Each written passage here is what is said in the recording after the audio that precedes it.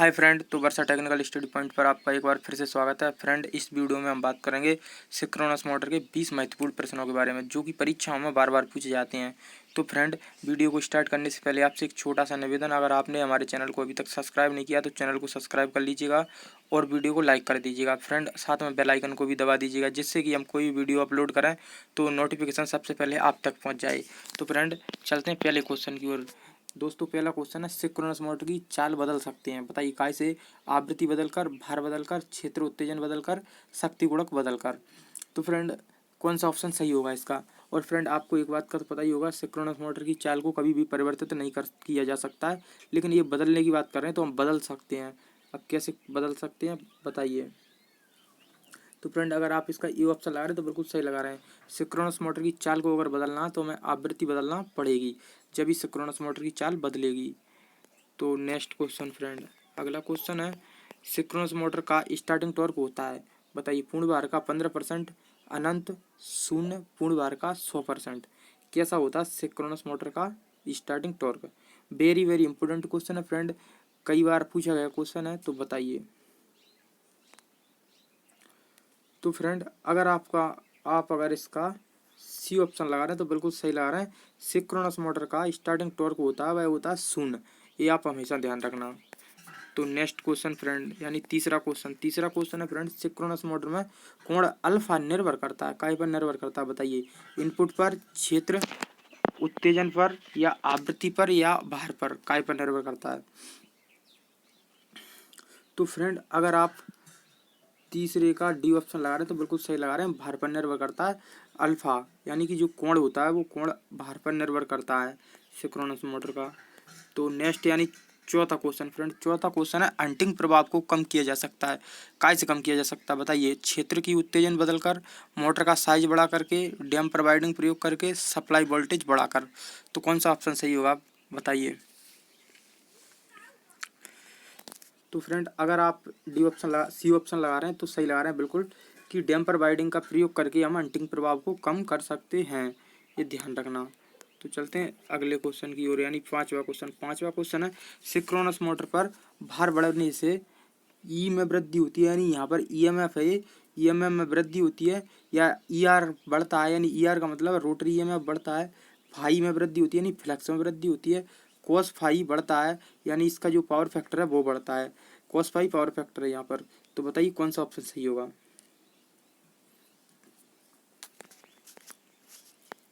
तो फ्रेंड, अगर आप इसका बी ऑप्शन लगा रहे हैं तो बिल्कुल सही लगा रहे हैं, रोटरी ईएमएफ बढ़ता है। सिंक्रोनस मोटर पर अगर भार बढ़ेगा तो इसका रोटरी ईएमएफ बढ़ेगा। तो नेक्स्ट छठवां क्वेश्चन है, अधिकतम यांत्रिकी शक्ति विकसित होने के लिए बताइए? अल्फा बराबर होना चाहिए फाई के, या थीटा बराबर होना चाहिए फाई के, या थीटा बराबर होना चाहिए अल्फा के, या थीटा छोटा होना चाहिए अल्फा से, बताइए?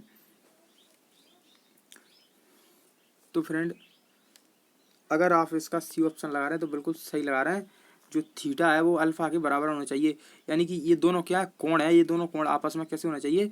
ये इक्वल होना चाहिए, बराबर होना चाहिए। और यहाँ पर ये फाई है वो हम पहले ही बता चुके हैं, फ्लक्स है, ध्यान रखना। नेक्स्ट सातवां क्वेश्चन कह रहा है, सिंक्रोनस मोटर को स्वप्रवर्तक बनाने के लिए शुरू में फील्ड को ओवर एक्साइटेड करते हैं, पोलों की संख्या बढ़ाते हैं, पोलों की संख्या कम करते हैं, या डैम्पर वाइंडिंग का प्रयोग करते हैं, बताइए? फ्रेंड, थोड़ा मिस्टेक हो गया क्वेश्चन बनाने में, लिखा है सिंक्रोनस मोटर को स्वप्रवर्तक बनाने के लिए, यानी स्व उत्तेजित बनाने के लिए क्या करते हैं बताइए? बताइए फ्रेंड, तो इसका कौन सा आंसर सही होगा? तो फ्रेंड, अगर आप इसका डी ऑप्शन लगा रहे हैं तो बिल्कुल सही लगा रहे हैं, डैम्पर वाइंडिंग का प्रयोग करके हम सिंक्रोनस मोटर को स्व उत्तेजित या स्व प्रवर्तक बना सकते हैं। तो नेक्स्ट यानी आठवां क्वेश्चन है फ्रेंड, सिंक्रोनस मोटर में अंटिंग प्रभाव होता है, बताइए? प्रयुक्त वोल्टता का अकस्मात बदलने से, अकस्मात उत्तेजन बढ़ने से, अचानक भार बढ़ने से, शक्ति गुणक बदलने से, बताइए अंटिंग प्रभाव कैसे होता है? तो फिर फ्रेंड, अगर आप इसका सी ऑप्शन लगा रहे हैं तो बिल्कुल सही लगा रहे हैं, अचानक भार बढ़ने से अंटिंग प्रभाव हो जाता है। नेक्स्ट नवा क्वेश्चन है, दीवार घड़ी में उपयोग होता है, बताइए? Shaded pole motor, universal motor, synchronous motor, DC motor. Very very important question है, कई बार पूछा गया क्वेश्चन है। तो फटाफट से सही आंसर बताइए इसका। तो बिल्कुल अगर आप सी ऑप्शन लगा रहे हैं तो बिल्कुल सॉरी फ्रेंड, सी नहीं, अगर आप इसमें ए ऑप्शन लगा रहे हैं तो बिल्कुल सही लगा रहे हैं। जो हमारी दीवार घड़ियाँ होती हैं उनमें हम शेडेड पुल मोटर का यूज करते हैं, हमेशा ध्यान रखना। नेक्स्ट 10वां क्वेश्चन है सिंक्रोनस मोटर को स्वप्रवर्तक बनाने के लिए बताइए। शुरू में फील्ड को ओवर एक्साइटेड करते हैं, पोलों की संख्या बढ़ाते हैं, पोलों की संख्या कम करते हैं, डैम्पर वाइंडिंग प्रयोग करते हैं। तो कौन सा ऑप्शन सही होगा इसका? तो फ्रेंड अगर आप डी ऑप्शन लगा रहे हैं तो बिल्कुल सही लगा रहे हैं, डैम्पर वाइंडिंग का प्रयोग करते हैं। काय के लिए? हम सिंक्रोनस मोटर को स्वप्रवर्तक बनाने के लिए। नेक्स्ट क्वेश्चन, स्टेपर मोटर का अनुप्रयोग होता है बताइए। काय में होता है? कॉइल बाइंडरों में, फैक्स मशीनों में, लिफ्टों और वेस्टों में, कंप्रेसर में। बताइए काय में होता है?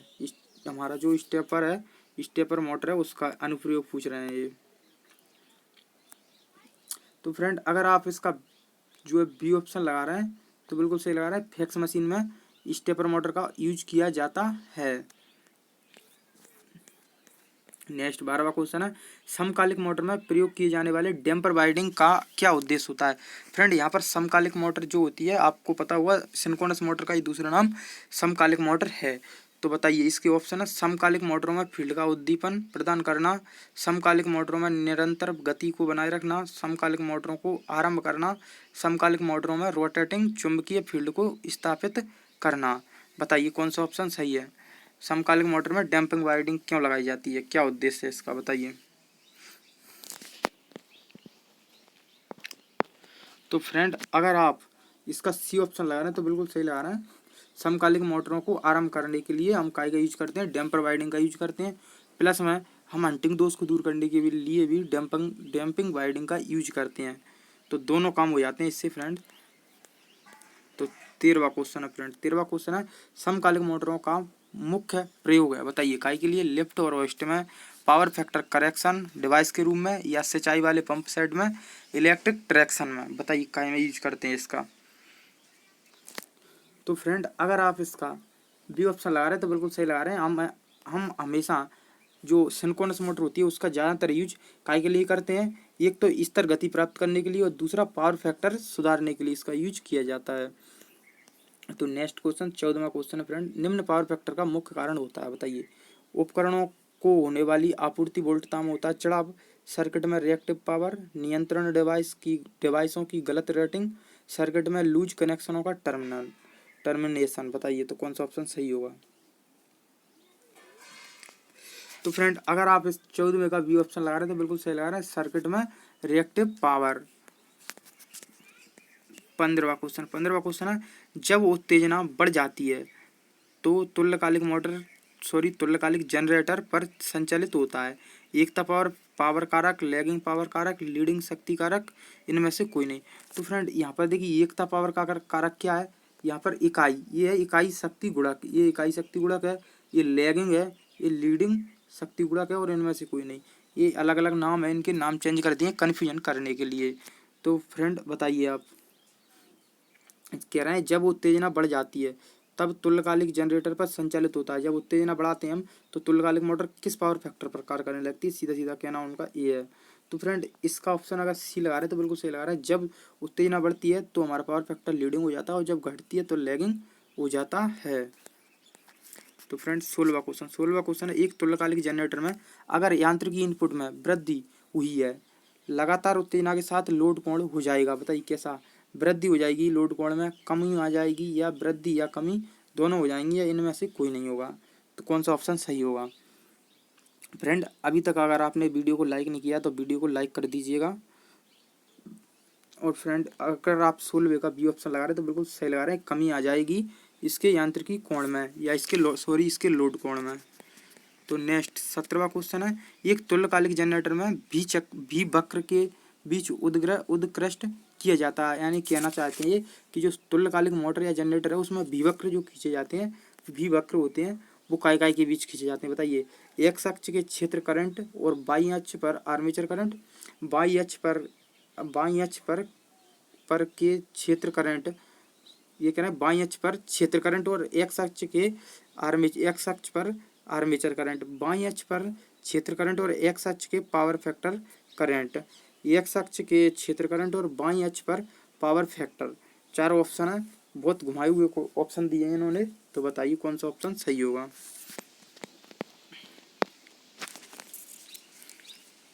तो फ्रेंड अगर आप इसका ये ऑप्शन लगा रहे हैं तो बिल्कुल सही लगा रहे हैं। जो भी वक्र खींचा जाता है वो एक्स अक्ष के क्षेत्र करंट और बाईं अक्ष पर आर्मेचर करंट के बीच खींचा जाता है। नेक्स्ट, अचानक आवेदन या तुल्यकाली मोटर में लोड के हटने के कारण जो है संतुलन की स्थिति के बारे में मोटर के दोलन कहलाता है। क्या कहलाता है बताइए। हंटिंग, स्विमिंग, गैलोपिंग, दोनों, का और खाद दोनों, बताइए तो क्या हो जाएगा। तो फ्रेंड इसका हो जाएगा डी ऑप्शन, बिल्कुल सही है, का और खा दोनों, यानी कि का और खा का मतलब है यानी ए और बी दोनों कह रहे हैं, ए और बी दोनों ऑप्शन सही है बिल्कुल, यानी हंटिंग भी हो जाता है और स्विमिंग भी, जो फेस स्विमिंग दोष होता है वो भी हो जाता है और हंटिंग दोष भी हो जाता है। 19वां क्वेश्चन फ्रेंड, 19वां क्वेश्चन है, एक तुल्यकालिक मोटर के द्वारा शुरू किया जा सकता है, बताइए। सॉरी फ्रेंड, एक तुल्यकालिक मोटर को काय के द्वारा शुरू किया जा सकता है कहना चाहते हैं। फोनी मोटर द्वारा, डीसी कंपाउंड मोटर द्वारा, डैम्पर वाइंडिंग प्रदान करके, या इनमें से कोई नहीं। कौन सा ऑप्शन सही होगा। तो फ्रेंड 19वें क्वेश्चन का अगर आप